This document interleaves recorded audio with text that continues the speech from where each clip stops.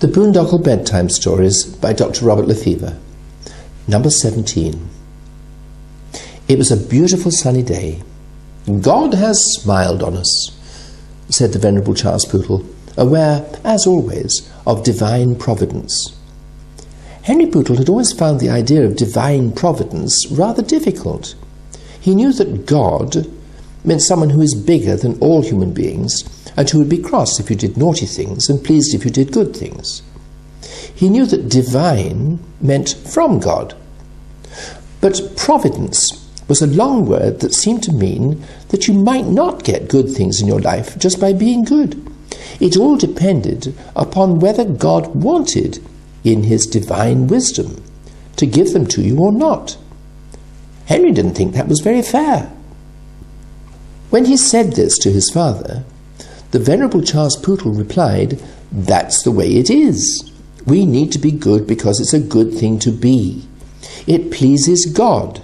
That is the reward, knowing that we do what God wants us to do. It doesn't mean that we will necessarily be rewarded in this life, but we will be rewarded in the next life, after we are dead." "But how do we know that?" asked Henry, who was already learning at school in his science lessons that one shouldn't say things that can't be proved. "Because that's what we believe, Henry," said his father. "But why should God give us a nice day for the church fete and not a wet day for the farmers who've been praying for rain?" "Have you been talking to Mrs. Black, our next-door neighbour?" asked his mother. "She has some funny ideas." No, I haven't," replied Henry truthfully. "I've been reading my science books at school." "Well, I studied science. You have to in order to become a doctor," replied his mother. "And like lots of other people, that doesn't stop me having religious beliefs or believing in divine providence.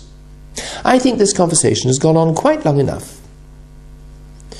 Henry knew better than to go on talking after either of his parents had clearly sent a signal to say that he should stop talking.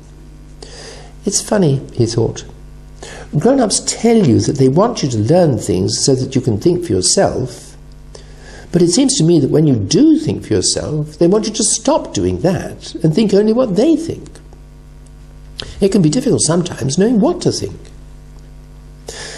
Perhaps, he thought, I will talk to Mrs. Black sometime, even though I hadn't thought of doing so before. When I'm grown up and have children of my own, I think I would like my children to think for themselves, even if that means disagreeing with me. The Venerable Charles Pootle and Dr. Nicola Pootle watched their son while he was thinking these thoughts. They were very proud of him for being such a thoughtful child. They themselves believed that there need not be any conflict between religious and scientific ideas, but they would rather not talk about it too much. They believed that there are some things that you just know, and they hoped in due course that Henry and Beatrice would just know. They didn't want them to grow up to be difficult, like Mrs. Black. Anyway, it was time to get on with preparing for the fete. The church hall was gradually filling up with holy women, the mainstay of any church.